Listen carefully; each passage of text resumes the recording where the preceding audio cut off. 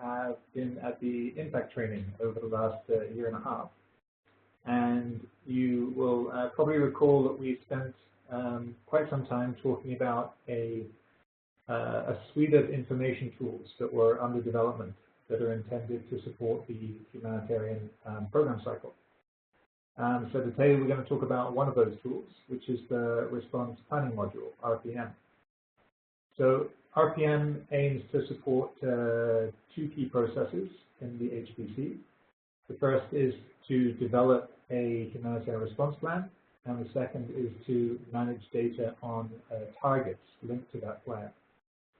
So RPM is just one part of a suite of information services that are going to help us to create data that flows around the humanitarian program cycle. And it's also going to provide our colleagues in the field with ways to manage data that underpins the HPC. So I'm going to hand over to Nick and Bowden, who will give you a high-level overview of what RPM is. Then Anwar will do a demonstration of the platform, and Mark Price will talk about the rollout and what kind of support you can expect in the field.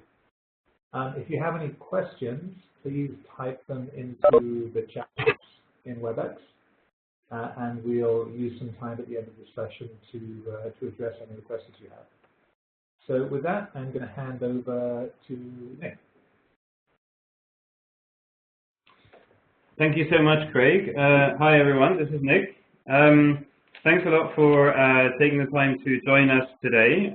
Really appreciate the fact that all of you, so many of you are attending. So I'm going to be as brief as I can, so I can pass on to Anwar as quickly as possible. He's got all of the interesting stuff to actually show you a little bit about how this platform works.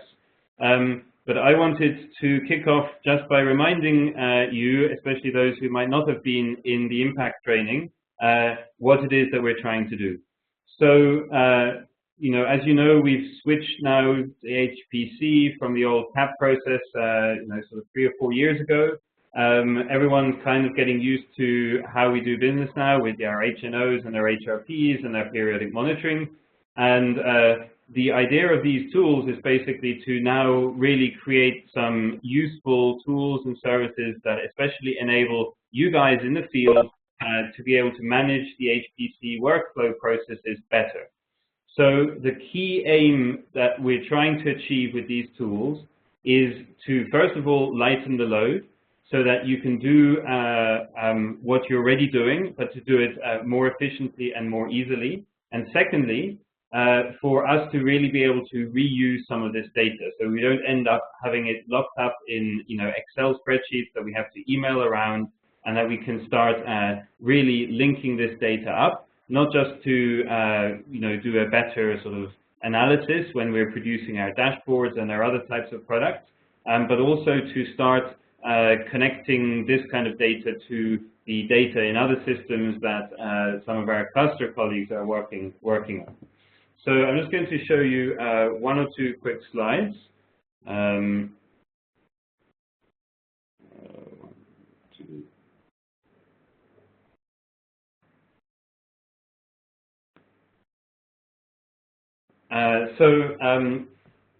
The first slide that you can see now is basically a sort of very simple schematic that shows you some of the modules that we've been working on. We've taken a modular approach because it's impossible to do everything at once, and we're trying to do quite a bit. So you have not heard that much from us so far because we've been focusing on the financial tracking part of this. But what we're here to talk to you today about is the response planning and monitoring part of this. And as you can see, there's 2 further components. The one in green is project planning and implementation tracking, which is the replacement for the OPS system. That'll be coming down the line over the next year or so, and we'll be reaching out to you again to talk to you in more detail about that. And then there's also a piece on needs and situation monitoring, which we're looking to integrate in the future.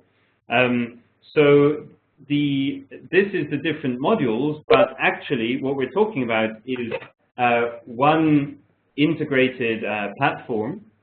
so that we have a whole set of modules, but underneath it, we have a database that provides a common interlinked architecture. So rather than having, FTS here standalone and then OPS over there standalone and some Excel spreadsheets doing 3W things and so on, we really want to start bringing all of this data together. Why? Well, because just as with the HPC itself, all of this information actually connects to each other. We want to be able to link the needs to the plans and the plans to the monitoring of those plans. We want to be able to link that to the 3W, to who's doing what where, and ultimately also to how much money we're receiving, which is where the financial tracking part comes in. So that will allow us to create much more compelling analyses and visualizations of what's going on around the HPC, and to do so in a much more automated, supported way, rather than all of you having to do this manually. So this diagram also shows ultimately that we rely in terms of information, obviously, on the participants of the HPC. That can include all of our clusters and our partners, and we'll be talking more about that relationship in the rollout part a little bit later in this call. But it also connects to external systems that could be, cluster platforms. Some of you may have heard of this eTools platform that UNICEF is developing and so on. At the other end, we've got all of our information consumers. So the idea here is for us to focus very much on how we manage and collect and manage and store and interact with this data, but then afterwards we make it available to anyone and everyone to use. So yes, there may be some automated dashboards and things that we produce directly, but it will also feed information on the FTS website or on the HDX website or in humanitarian response through a whole bunch of different APIs. So to keep this brief, jumping on here roughly to this development plan. So as you can see, we've been working on this project since 2015. We started off on this purple track with the overhaul of the FTS website first, and then you probably are all aware that just a few months ago we launched the new FTS backend database. So that's been taking up a lot of our attention. And then simultaneously on this response planning and monitoring tool, we have been busy developing initial versions that we have piloted in Palestine. First of all, the planning part of it, and then last year, the monitoring part of it. And what we're now talking to you about is no longer the pilot version, but the actual full planning and monitoring module, the RPM in its release state. So it's no longer a sort of version 0. This is very much a version 1 that is ready to use in the field, and you'll see why in a second. Just to recap the timeline here on the outstanding modules. So as you can see, our intention is to develop pilots for the replacement OPS later on this year, and then have a larger rollout of that next year. But now let's focus on the response planning and monitoring part of it. So the highest level overview, of course, that you know is that we have in each HRP, we have a strategic framework. And that looks quite different from country to country, but generally speaking, we have things that may be like strategic objectives at the highest level. And then normally each cluster develops their own cluster objectives, and below that you have some cluster activities. That's just one way that it can look like, but generally the fact that we have a framework that's well established. To these frameworks, we then add indicators, and then the idea is during the year that we monitor on a regular basis those indicators, and we ask our cluster coordinators to provide information to us so that we can produce our dashboards and our periodic monitoring reports. So the purpose of this tool is to take your existing workflow processes online. And again, I want to emphasize that we're not creating new work. What we're doing is saying, this is work you're already doing. In fact, what we've heard very clearly from you is that you want to have tools that provide more robust support for this kind of workflow, and this is what this tool achieves. It means that you can spend less time working on templates and cleaning and validating your data. It makes information sharing a lot easier. It means, as I said, that we can connect to other tools and systems, and eventually it really means that you can join all of these dots. So to give you an example, the plans that you register here in the RPM, they already feed directly into the FTS plans. Once the data is in there, of course, you're going to be able to do a lot more with it than if you had it just in Excel and Word, where it's extremely difficult to reuse.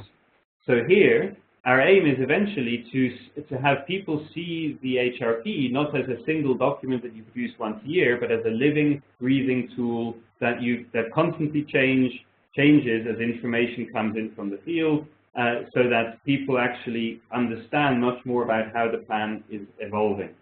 It also allows us to provide a definitive copy of that framework to other systems and tools, for example, so that the grant management system of the country-based pool fund doesn't have to re-enter all of this data themselves manually.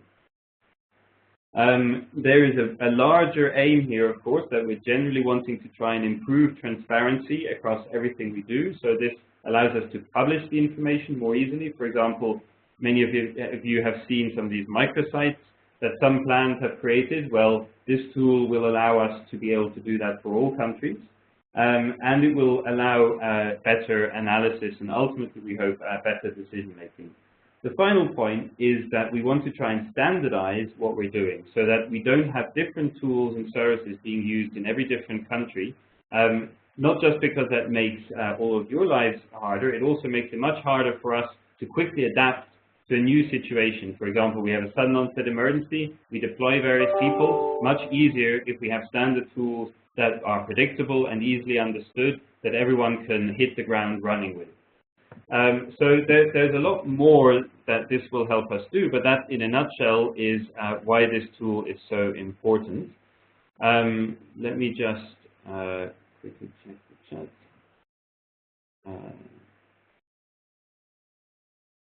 No, that's good. Okay, so without further ado then, I'm going to pass you on to Anwar, who is going to take you through some of the key features of this tool. And as Craig said, please feel free to put your questions into the chat window at any time, and we'll try and answer some pertinent ones that we can as we go, and then the rest that we'll answer at the end. So over to you, Anwar.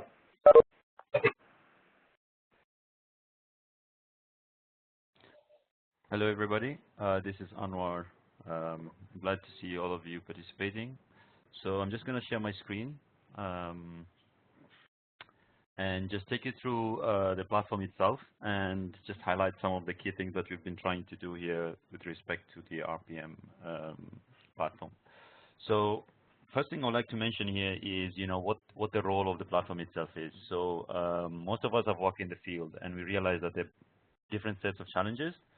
One of them is the fact that, cluster coordinators from different organizations need to be able to collect data for their respective clusters. So these are clusters which want to collect data on specific projects out there, and they want, that all the data goes to the cluster coordinator so that they can be able to, aggregate these results and submit those data in terms of a template or in any other format to, OCHA for the periodic monitoring report. So there's this reporting from, project level to the cluster coordinator, and there's another level of reporting which is more from the cluster coordinator to the OCHA focal point in the field, which is where we come from. So what this platform actually helps you is the latter. So it's more about supporting you to collect data from cluster coordinators. So the tool pretty much assumes that, clusters in one way or another are able already to, collect the data through Excel sheets, or maybe they have some cluster tools. And this is something that we have seen already through the global clusters here, that they're working on platforms like eTools to be able to support, collecting data straight from the project themselves into the cluster coordinator. And OCHA's role primarily would be, taking that aggregated data from cluster coordinators and making sure that we have that in a platform like RPM. So that's what RPM does basically, and that's where it's positioned within the workflow itself. It doesn't mean that RPM is unable to collect, project level data, but the way it is right now and how we are positioning the platform, is to support you in, managing the data that you collect from the cluster coordinators on monitoring, and not just on monitoring of responses, but it could also, be extended further to monitor any kind of log frame, which could mean, response indicators, needs indicators, caseloads, and things like that. So that's the bigger picture of how the platform is evolved. Now, we've done a lot of things in terms of the platform itself. When you log into the platform, it's connected to HID. That means all users of the platform have to be able to be registered on HID. So that's one of the things. And as you can see here, you already see all the plans that are already, operational and are linked already with FTS. So this is one of the things that Nick was mentioning about, whereby you have the plans themselves being created, and the RPM form a key component of, the whole HPC.tools project, whereby you can link resource mobilization efforts through FTS from the plan itself. And that's one of the advantages that we're already starting to see through this platform. Now, I would like to show you, what Nick was mentioning about, like on this logical framework. We do have within what we do work every day, we have the standard templates, for example, for HRPs. And I would say this is probably one of these standard templates that we have, for example, where you have, a strategic objective, and then you have a cluster objective, and then you have another third layer of cluster activities. And this is what most of us are used to seeing. But we've also realized, through field feedback that we've received, and also, from working with a lot of HRPs, that HRPs are, as much as they are standard, they're actually not standardized as we would like. So to fit these different types of requirements, we have had to think about the platform in a much more flexible way. We need to be able to support different types of flexibility in terms of how the HCT structures their logical framework for the HRP, and how we are able to respond to this.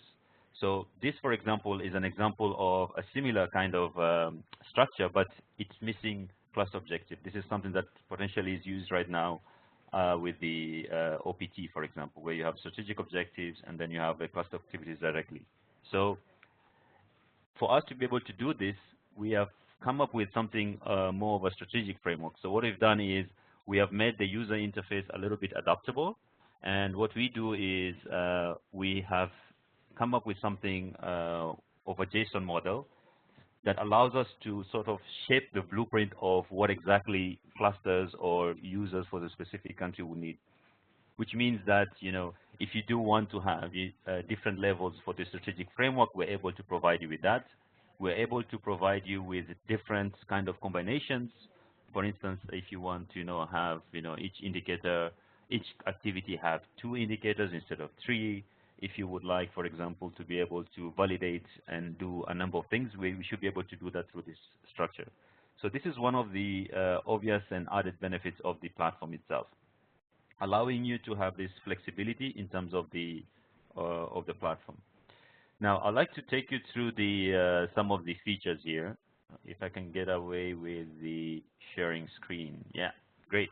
Okay, so the way the UI is structured right now is made simple. You might think that this is quite simple and seems a little bit too easy to use. For obvious reasons, I mean, we are targeting the platform itself. This is a highly field kind of platform, and the target audience here is the field focal point. So the cluster coordinator would be taken through a wizard. Once we set up that model that I was just showing you here, we basically load it in, and it creates for us this wizard type of on the UI. So you specify the plan itself, the basic parameters, and then you go into the locations of the platform itself. So when you go to the locations, we have linked this, for example, with standard APIs from. At the moment, we are still linked into HR-Info, but the idea is to link this a little bit further to the ITOS platform once that is done, so that we're able to get standard P codes without you importing anything. So when you start typing, for example, any country here, you pretty much see that, and it allows you to pick the admin 1 or admin 2 levels as you desire. The good thing here is that you do not have to have a plan that is specific to a country. That means you can pick, if there is a regional plan, for example, you could pick 2, 3, 4 countries. You could pick specific locations at different levels of the country as well in terms of admin boundaries, which makes it much more flexible and adaptable. The other thing is we do know that each country has their own way of managing their monitoring periods. So you are able to manage your monitoring periods at a yearly level. Some people do, quarterly monitoring reports or PMRs. Others do monthly. There are people who do weekly. And in some cases, it could even be daily. So you can have a custom option here, and you are able to do that. You're also able, through the platform itself, put some little bit of, pushes or some kind of muscle when you're an IMO in the field and you want some people to, cluster coordinators have a tight deadline to push the data to you, and they're not doing that. You can set up an automatic expiry for the date in which they're supposed to put the data, so that when they go in, they realize it's locked and they know, okay, next time I'm going to have to keep my time in terms of collecting the data. But this is optional, and it's something that you might want to use as well. The other thing, which is, I think, a great feature about this platform itself, is the disaggregation model. Now, one of the biggest challenges we do have is that the categories of disaggregation have been changing. If you look at the HRPs, I think for the last 2 years, you've had to disaggregate data in different formats. Before it was just, gender kind of disaggregation. Now you have age, sex, and now you also have, population types, which is a good thing. And this platform has to be able to, support different types of disaggregation. So we have within the platform itself and within the wizard, you're able to actually create a disaggregation model. So you could create, a disaggregation model from scratch. And the first thing is you would have to say, okay, I want the data that I'll be collecting, or I would like to be planning, based on admin 1 or admin 2 or any other admin locations that you have. So for example, in this case, if you say admin, let's say 2, you've picked, automatically these are added in based on the location that you selected. Then you go to the second set of disaggregation, whereby now you have to put in, specific categories of how you want to disaggregate the data. So you can disaggregate by age, for say gender. And with that, you can say, okay, all I want is the categories as you see them here. So you just add that in. Or you could say, I want to have age and sex, but then I want to disaggregate by the gender. So you could have children male or children female, or elderly male and elderly female. So you could do that as combinations as well. So this is one of the ways in which you can actually set up a very easy disaggregation model. And all the cluster coordinators, when they log in, they'll be able to see that as part of their disaggregation.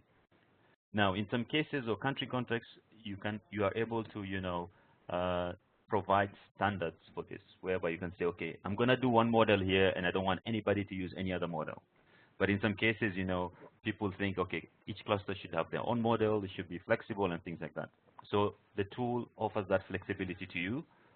As a plan lead, which in this case would be an IMO like you can come here and say, okay, I want all these 3 which I've done per cluster. You could do each of them here. And if you want just to have one which is uniform, you can just deactivate the rest to do that. Another way would be allow the cluster themselves to actually create a model of their choice, which is also something that you can manage at a field level. And this is something you could do just on your fingertips without calling headquarters or getting involved into these kind of things. The other thing is the platform itself then allows you to add strategic objectives or cluster objectives and activities. Let's see.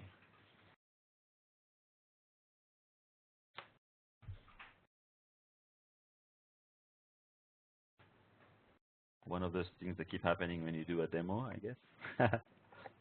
Just a second. Just relogging in. HID version 2. I think it refreshes the login every time. Okay. Yeah. So, for example, if I was to take this plan, for example, here, yeah. Yeah. So you could go to the strategic objective, and within the strategic objective, you can add your strategic objectives there. And also within the strategic objective, you can attach an indicator in the unit. And then you have your in-need, baseline, and target. Again, this is the same structure that you have within the HRP itself, where you have, each indicator collecting 3 measurements of in-need, baseline, and target. And you can add the disaggregation. So when you click disaggregation, you will see the model that is created here is exactly the model that you selected. So if you selected admin 1 and 2, it puts those on your left-hand side, and then you have the different categories on the right. And the idea here is that we have tried to incorporate hands-on table, which is more or less looking exactly like how an Excel sheet would look like, to make it easy for you to just copy and paste things if you need to.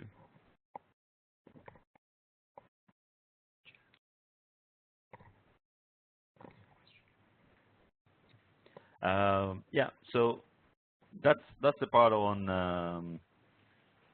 the structure itself. The other thing I would like to touch on here is the outputs of the platform itself. Now, within the output itself, we have different types of outputs. So one of them is an Excel sheet. So if you go to the platform itself, you see an output here. One of them is you have a viewer, an XLS, and a JSON. I'm going to show you each of them right now. So one of them is the Excel outputs. So if you just want to have your data out from the platform itself, just to be able to see, the indicators, the activities, and all that, you can create your pivot tables, get yourself into, pushing in some dashboards and try to collect that data. You're able to do that through an Excel sheet, which is well and good. Another output that you would get is a JSON object. So most of the IMs, if you're importing your data, for example, into Tableau or any other, graphing or, visualization platform, it's easy for you to do that through a JSON output file as well. So this gives you not only just a structure, but also it gives you all the data that is in that specific plan. The other thing that I was showing here is the plan viewer. So the plan viewer is supposed to be some sort of, similar to a microsite. This is something that was in the earlier version of RPM, and we are working to improving it right away. So by having this link here, you're able to, just share the plan public. The idea is having, the plan itself as a living document out there, and you would be able to just navigate, through your cluster objectives, through your, cluster plans, and view different types of data for the different types of plans. So you'd see that the kind of disaggregation that is there, see how the plan was evolving. So you have your targets here that are in the plan, and then you have your measurements, which is the monitoring data that has been received for the period 1, 2, and 3, and things like that. Our idea is to enhance this a little bit further, make sure, get into the way of, telling a little bit of a story behind the data. And what we're trying to do as well is to make sure that, the data that we get from RPM is sort of enhanced by the other data that we're receiving. So linking, for example, plans to, the data on finance that is on FTS, for example. And when the new OPS, comes into life, we're also going to be linking projects and things like that. So these are some of the outputs that we have. Additionally, we also have the API for the platform itself. Again, this is something, if you are already using FTS, the FTS API, it's quite easy. If you go all the way to the bottom, it's the same actually link. You'll be able to read a little bit more about the APIs for RPM. So it allows you not only to get, a listing of the plans themselves through the basic API format that you might use. You could just download the format or the structure of the plan. Or you could also, download the full plan with all the measurements and data that you need. So this is, again, super easy. You can get this as JSON or XML, depending on how you would like to do. And we have some examples as well online, and these are all full supported and tested. Yeah. So I'm just going to bring back to you here and just tell you a little bit maybe about some of the upcoming features that we're planning to do. Now, we do understand one of the things that the field would like to do is also, in addition to just outputting data in Excel, we would like them to import data into the platform itself. We do understand, like that some of the clusters are already working on XLS sheets, and these Excel sheets are, coming in different formats, and asking them, to go there and copy that into RPM might be a little bit of a buy-in issue and things like that. So one of the things we're trying to do right now is trying to enable XLS import. And how we want to do that is also working with, Hexel to make sure that whichever data format that you have in your Excel sheet, whatever it is, you can just add, a row and a column with the hexel tags, and then you would just browse to file and import that data into RPM in one way or another. So that's one of the things we're trying to do. That's on the short term. The other thing is the UI. As you can see, the UI is not that bad, but I would say we would like to enhance it a little bit further. I think Akiko, I think she's also here, so she would agree with me that we probably need to polish it up a little bit, and we are working with a UI expert right now to see a little bit of ways of how to improve this. The other thing is support to caseloads. We are going to be able to do this, I think, in 2 weeks' time. So you will be able to, manage different types of humanitarian caseloads on the platform, and you'll be able to do monitoring on this as well. So as I mentioned in the beginning, the platform itself does not only allow you to monitor response type of indicators. You could do needs type of indicators, and you could also monitor, humanitarian caseloads.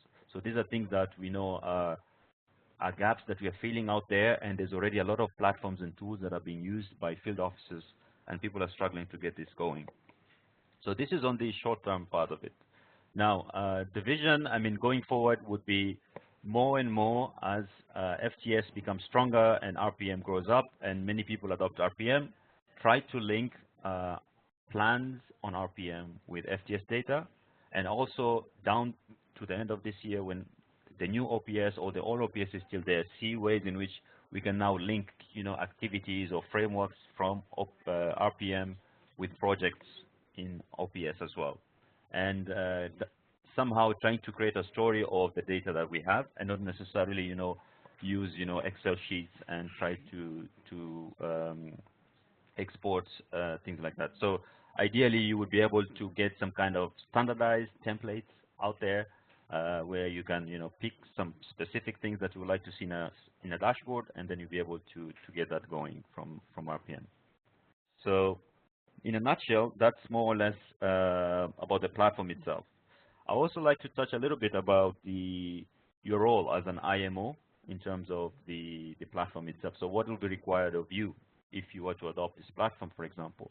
So one of the things that you will need to do is, after you getting up to speed on how the platform works, you would be able to, just like the way you support clusters at the moment on getting your Excel data from them, there will be less calling, I would say, because you'll be able to view, data just from the platform itself as you just be able to click the cluster and you'll be able to see, okay, they have actually, entered their data already. Clusters themselves will be able to cross-check between different clusters on their planning and the indicators just to make sure that there's no duplication or things like that. So ideally for you would be more about an oversight role of just to see, okay, so the process is going well. You will also be expected, to put in some basic information on the few screens in the beginning. So the plan creation will be done, say, from a headquarter perspective, but you will be required, to manage the monitoring periods or setting up the disaggregation models and things like that. And then finally, will be more about trainings. So from our side, we'll be able to do those trainings and, make sure that you are also, able to sort up as a person who's already out there in the field, you're able to fix, small issues that might arise here and there on the platform itself. Of course, with our direct support, and of course, we would be doing more and more trainings to you and also to focus on the cluster coordinators as well. Okay. I just want to check here if there are any questions that came through. I'm going to stop sharing my screen before I take you over to back to Nick.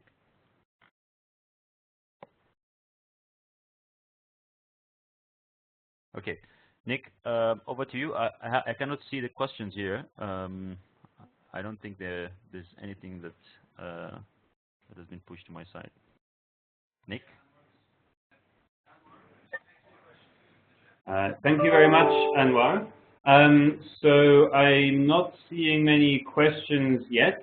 Instead, what I'm going to do before handing over to Mark, I'm going to do a quick overview of,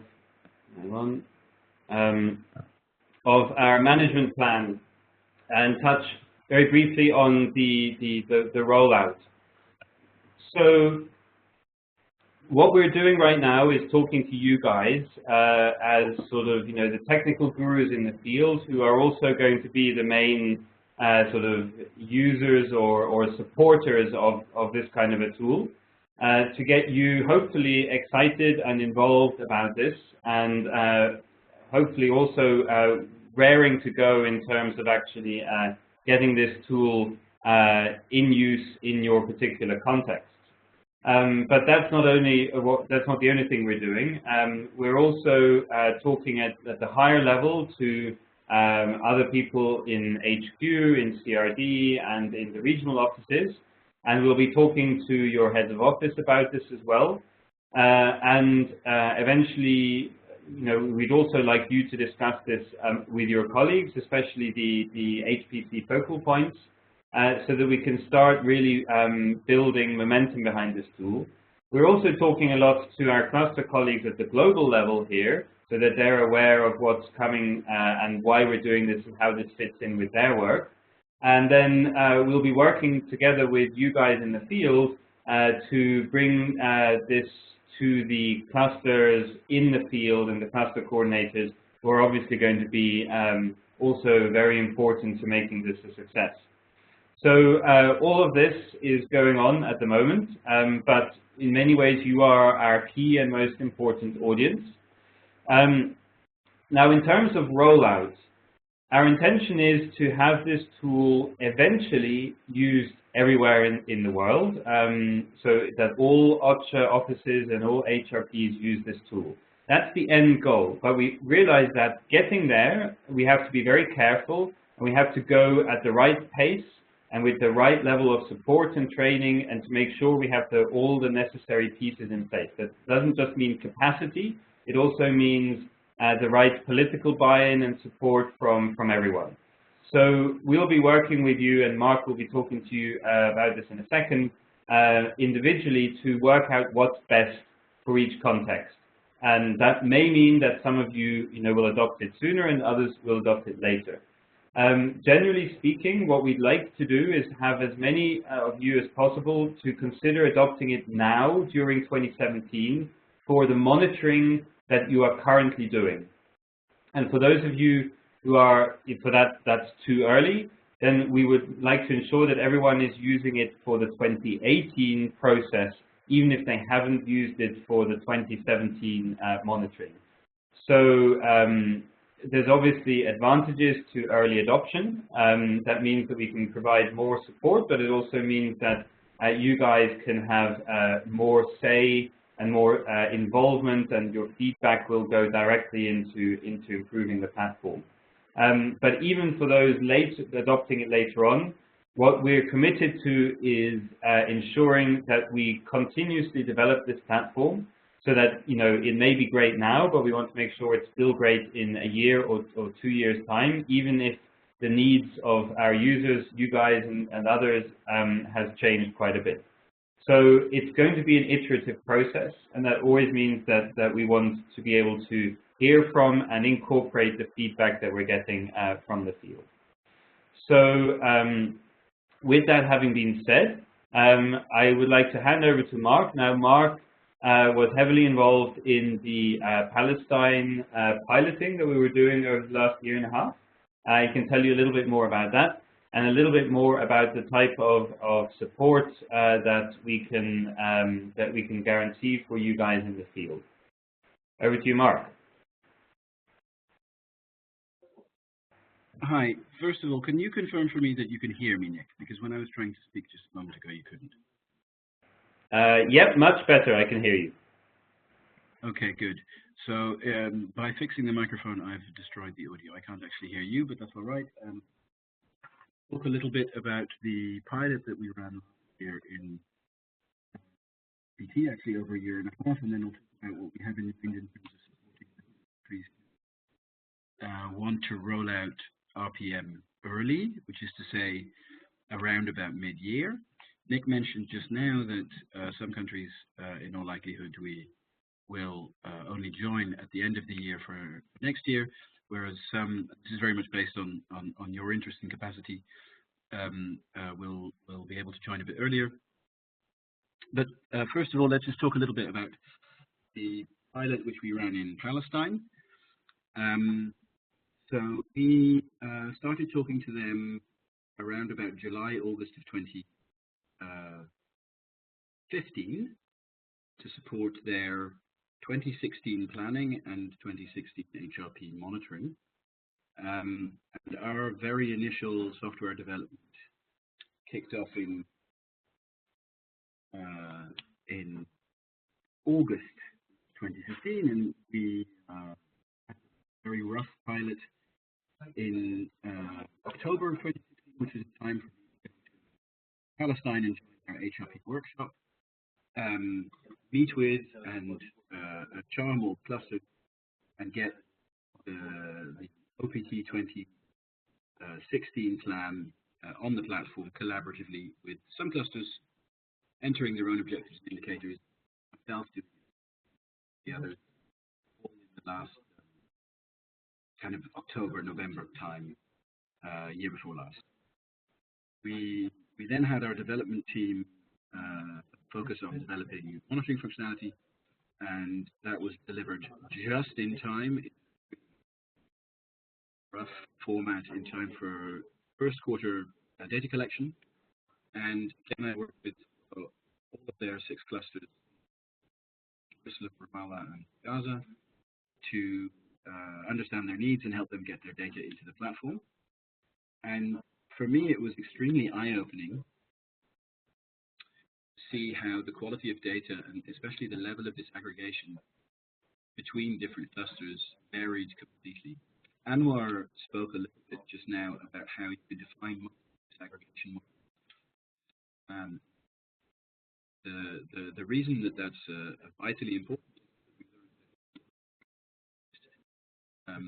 Health and WASH collect very, very disaggregated data. Shelter and protection do so much less. And between the different clusters, there was not, even though they've been operating for many, many years in that protracted crisis, there is not yet a common standard on whether to use separate categories, which is to say males, children, adults, or the combination categories, boys, girls, adult males, adult females. Different clusters were doing it different ways. So aside from the benefits of standardization, which Nick talked about right at the beginning, at the global level, even within an individual country, forcing everyone to use, or forcing is the wrong word, encouraging everyone to use the same platform led to very useful discussion on data standards, which they hadn't really realized they needed to have. So that was in around about this time last year, and led to the production of a dashboard on their first quarter results. And then we did all of that again in the we think July, August, and July of last year for their mid-year review. At the same time, we also rolled out a number of new features in the data entry side of things, feedback from the user, including the hands-on table, which allows a kind of Excel-like entry, so that you don't have to enter all of the individual values one by one. So, to me, the most interesting lessons that I learned, other than specific feedback and tickets, requests, were the way that the introduction of the platform led to a number of benefits that go beyond the platform itself. So in relation to spurring discussions among IMWG members about standardizing their different data collection and data standards. So moving on to rollout support for the platform. The way we imagine that this will go, and I'll be the main focal point for rollout support. Nick manages the team, and that's a number of different work streams, of which this is one, and Anwar is the project manager for RPM. I'll be responsible for making sure that all of you get everything you need. And the way that we imagine that that will go is that we'll set up an initial call with yourselves and whoever in your office you'd like to include. And in that, we'll do a really thorough demonstration of the plan. So this webinar, we only had time for Anwar to give a kind of, I don't know, greatest hits, the highlights of the tool. But we would like to make sure that you are that you're fully confident that it does everything you need. So we'll be able to set aside some real time to demonstrate how it works.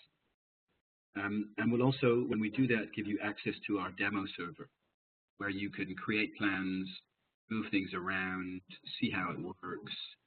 And given that it's a demo environment, we can freely give you access and you can play with it. But then in the meantime, while you're doing that, analyze your requirements. Now, we're very confident that all of the HLPs that are in the wild are supported by the platform, and we'll make sure that we customize those JSON blueprints that Anwar was talking about so that all of your plans can be entered. And then we'll also have conversations with you on what kind of capacity there is in your office. Also, try and get from you a sense of what kind of capacity there is, what kind of IM capacity clusters. And we'll work with you on developing a training plan and a plan that looks at how best we can support cluster colleagues. We know that it differs from country to country what the relationships are like between OCHA and the clusters. And we don't want to do anything that puts any strain on that relationship. So the extent that we can take work from you in team briefings for cluster focal points, etc., we will gladly do so, but only at your to the level that you're comfortable with. And that's something that we'll talk about once we get started. And then the last phase is to make sure that your live plan, your 27 HRP, is populated on the platform. And we'll work out with you how we divide the data entry for that. And then the monitoring can start, and we're really very confident that the platform is in a good shape.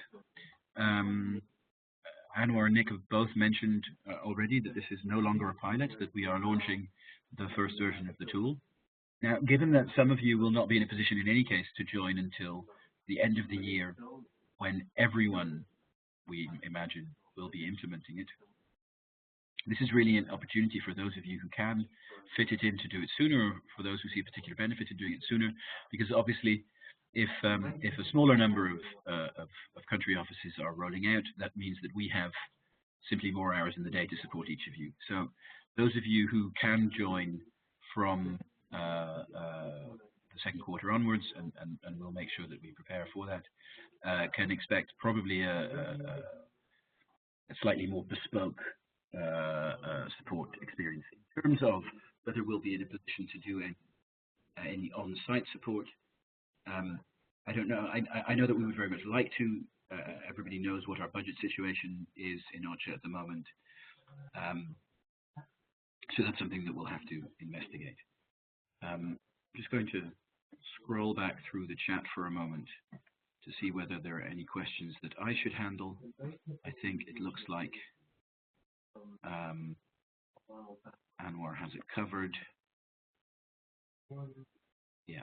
Okay, so unless there are any other questions for me on rollout support, I'm going to just hand you back to Nick now. Thank you very much, Mark. Keep the questions coming. I'm going to. I know Anwar has already answered several of them, but I am going to talk to two of the questions so far that have been mentioned. One on the integration with OPS, and the second on the how this supports clusters. So let's start with the second one first. The idea absolutely is that clusters will do the work themselves of, for example, aggregating information amongst their own partners, and then they will enter the aggregated data into RPM. So the RPM tool does not support the work that the clusters have to do to get information on these indicators from the individual clusters. From the individual partners within each cluster. The reason it doesn't do that is because the clusters are developing tools that will do that themselves. And they have said very clearly to us that they don't want OCHA overstepping its mandate in terms of starting to do work for the clusters that is actually the cluster's work to do. So, and UNICEF is developing this tool called eTools, which will be used not just by all of the UNICEF clusters, but probably all of the UNHCR clusters as well. And what we will be doing is making sure that the information from eTools is automatically exchanged with RPM. So what would normally happen is this. During the planning process, everyone would be using RPM to create the framework and to collaborate on it and to decide what the indicators were. So everyone will be doing that on the OCHA platform. Once the planning process is complete, then this definitive source of information about the framework and the indicators and the targets gets automatically transferred into cluster systems like eTools. After that, the clusters add extra information that they want, additional indicators that are not relevant for higher level monitoring that OCHA does, and they do the monitoring at the partner level, and they send the data back to automatically into RPM. And then when the cluster coordinators want to verify the information before we publish a periodic monitoring report, they just go into RPM, they'll see their data already there, and they'll say approve. Now, only if a cluster doesn't have a system that they're using, then they can go and use the RPM itself to enter the data manually. This brings me on to the other question, which is the integration with OPS. So yes, the new OPS, the old OPS, we're going to be retiring over the course of the next 2 years. So we're not going to be integrating any of this really with the old OPS. We may be doing one or two things as a sort of bridging measure, so that you might be able to look up some information from the framework within the old OPS. But the focus is very much on the new OPS, which is going to be a completely integrated part of this. And that, the new OPS, will be a project-level tool, or in fact, more accurately put, it will be a partner-level tool that will allow upfront management of project proposals like OPS does right now, but it will also integrate 3W support, so that the focus is not just on initial planning at the partner level, but also subsequent implementation tracking at the partner level. And exactly how this will happen, well, we'll be coming back to you in probably the quite near future to talk about that in some greater detail. Now, I know we're just coming up to 5 p.m., so I do want to have space for more questions, but before we go on, what I'd like to do is ask all of you who are interested in having a further, bilateral talk with us to discuss a little bit more, to have a more in-depth demonstration of the tool, and to discuss a little bit on how we can support you and what your plans might be. Absolutely no commitment, just more information. If you're interested in us setting up that for you, can you please just type yes into the chat window so that we know who to contact afterwards. Just type the word yes, and we'll be contacting you afterwards. That would be very useful. And then we've hit the hour, but we're happy to stay on a little bit longer to answer follow-on questions. I am just looking through the question chat. Anwar, is there anything specifically that I should be answering? Or Mark, sorry? Yeah, there's some question from Kashif Siddiqui, and he has 3 questions. So one of them is, it says, the platform provides a huge dependency on clusters. What is the level of buy-in from the agencies? That's one of the questions. And the second one is this module a logical continuation of the HNO, and where it translates to targets, and ultimately the response will be monitored based on those targets? I think the answer to that question is a yes, but you can add on to that. And then the third question is, other than the HRP, can we also use it for contingency planning? Yes. Okay, excellent. Question one here, the dependency on the clusters. So we're doing our best to get the agencies and the clusters here at the global level totally informed and bought into this process. Now, as you know, OCHA has some difficulties sometimes, and what we're seeing is at the technical level, a huge amount of support and interest, and in fact, not just support and interest, but a lot of people saying this is exactly what OCHA needs to do.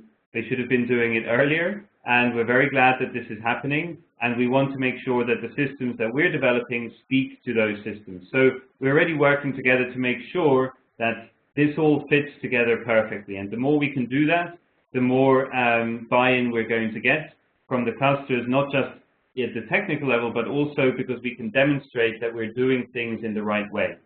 Now, politically speaking, there's always challenges here and there, and we're going to encounter more challenges like that in the field. That's inevitable. Like, you know your country operations much better than we do, and we know already that in some country operations, you've got some very cluster coordinators who are very willing to participate and who are, friends of technology, if you like. One of the reasons we piloted in Palestine was because there was good capacity and buy-in and political goodwill, whereas in other countries that's going to be much harder. And this is why we're going to be doing this slowly, and especially for those countries where cluster buy-in is harder to get because there's more resistance. What we'll focus on initially is getting OCHA, you guys, your country offices, to use the tool and to be able to really, and we'll be supporting that as well to help you make sure that all the data is in there. In some cases, that means we'll have to take the responsibility collectively to enter the cluster's data if the cluster doesn't want to do it themselves. But then we can start really demonstrating value. And we can actually say, hey, look, this is not just theory. This isn't a tool that is just going to help you in theory, but we can show that it's working, that it's helpful, and that will create the necessary buy-in to move forward. So yes, this is not an overnight project to get the naysayers to agree that this is the right way forward. But we do have the necessary buy-in and at senior level in OCHA too to take this forward. So slowly but surely we will get there. Question two, yes, so Anwar has already said, basically absolutely yes. The intention is, in fact, the database structure already supports the change in targets. We're just now working on how we can integrate that into the user interface as well. But this is coming. In terms of question three, that's a very good question. Can we also use this for contingency plans? We have deliberately designed this tool to be as flexible as we like, so it can be used for any strategic framework or any log frame of any plan we like. That also means that, in the future, there may be some big changes. Some of you may have heard of the new way of working and the fact that, development plans need to be aligned with humanitarian plans and vice versa, or there may even eventually be a merger of humanitarian plans. In the future, we may no longer have clusters if, there's a different way of coordinating coming towards us. Who knows? We've designed the tool to be able to survive all of these by having it as open-ended and as flexible as possible. So hopefully we can use it in creative ways, including for things like contingency plans. The next question I'm just looking at is from James. Sounds like UN is building lots of different unconnected systems. And then the cluster leads and IAMs have to copy everything between different systems. Yes, so absolutely not. The intention is exactly the opposite. We have seen this fragmentation happening, not just between clusters and UN agencies and OCHA, but also within OCHA. So we've had, because we at headquarters haven't been providing you so far with the tools you need to do your work. So all of you have been extremely creative, as you should be, in coming up with ways of managing this data.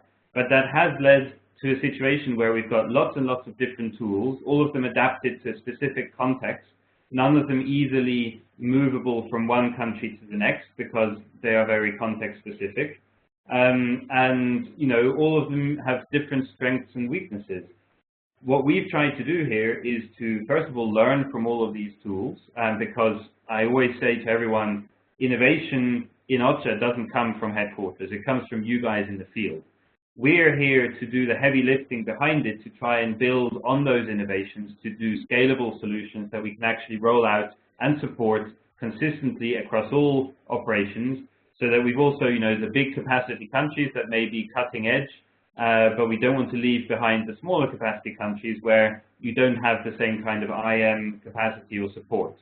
So that's our job, but that's why the scaling is so difficult for us to achieve, because we have to make sure this does exchange information with lots of other platforms and systems. So some of you may have heard of activity info.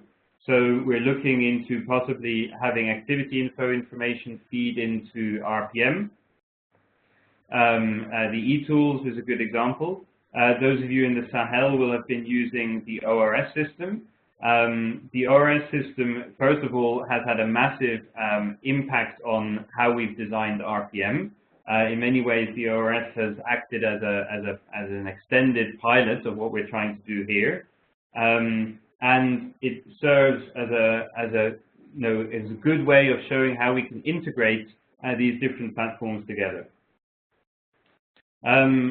So if we are achieving, if we are failing to achieve the fact that people can enter data once and then they don't have to enter a data into another system, then we've completely missed the point. The point here is very much that we have not necessarily one single system that everyone needs to use, but regardless of which system they're using, whether they're entering data directly into an OCHA platform, whether there is a cluster platform that they can use for their specific cluster in their country, the idea is through this data interchange, we're incorporating, for example, the Hexel standard to facilitate data interchange, that you only need to enter the data once, and then the data can make its own way from one platform to the next. So Mark is telling me that there are no further questions for the plenary call. Is that still correct? Any other questions?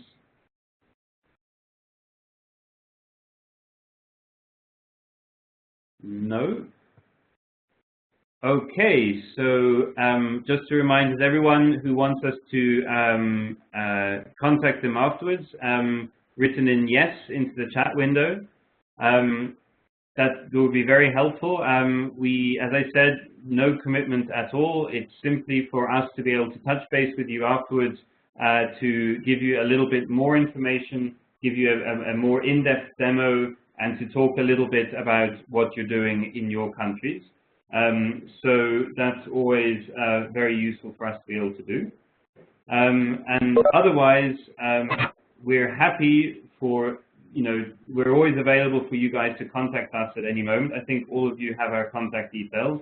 Anwar and Mark, so Mark on the rollout issues and Anwar on some of the technical issues are the people to contact. Just came in from NK.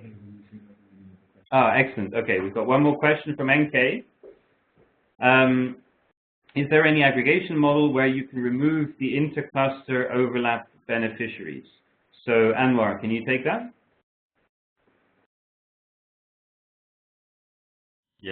Yeah, okay. So at the moment, what we have tried to do, we don't have the logic within the platform itself. This is something we're looking at. We do know, for example, that there are different types of aggregation models for indicators. It also depends on the type of indicators you're using. So we're looking at different cases. We recently had a chat, with the colleagues in Yemen who have also done this work a little bit and have their own way of aggregating indicators. We've looked at how ORS uses, the calculation methods, which ideally they're aggregation models for working with the indicators. So the different ways of handling this, there are ways in which you could, delegate this role to the platform itself to be able to do this. there are ways in which, you know, you could put it at the data entry level, where you would ask, you know, the cluster themselves to sort of define how they would like that indicator they're inputting to be aggregated or disaggregated.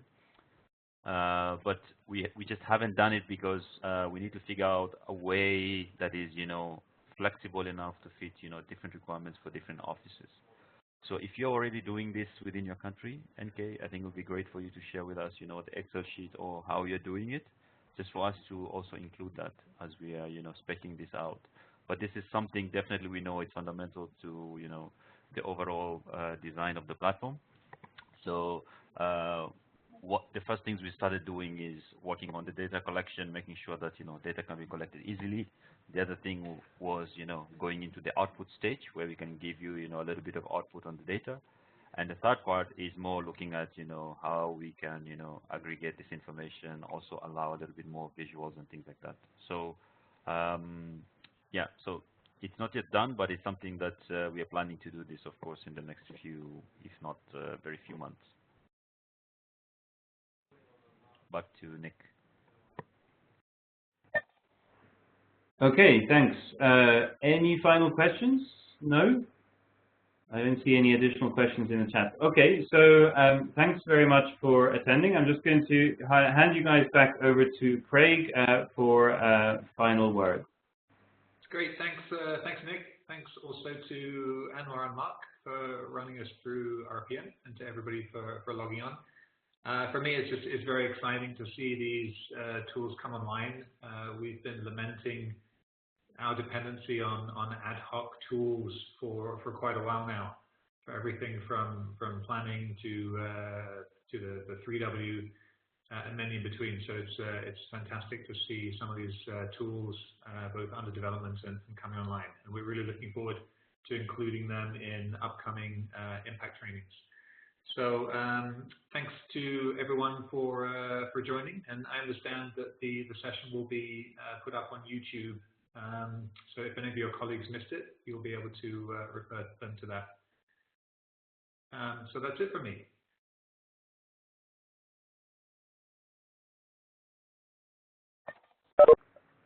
Thanks, everyone.